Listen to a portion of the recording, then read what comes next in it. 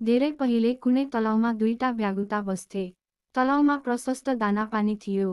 ती भ्यागुता खुसी थिए। तर गर्मी सुरु हुन थालेपछि तलाउ सुक्न थाल्यो।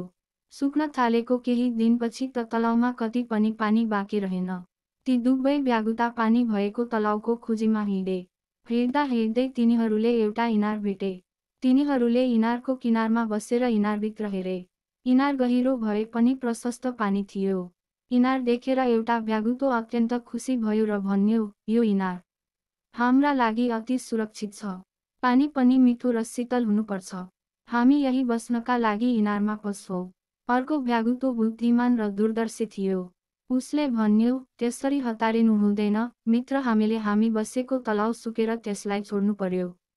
अर्को इनारमा कुनुभन्दा पहिले हामीले एउटा कुरा सोच्नुपर्ने हुन्छ। तलाउ जस्तै यो इनार पनि सुक्यो भने हामी कसरी बाहिर निस्कन सक्छौं? पहिलो भ्यागुतासँग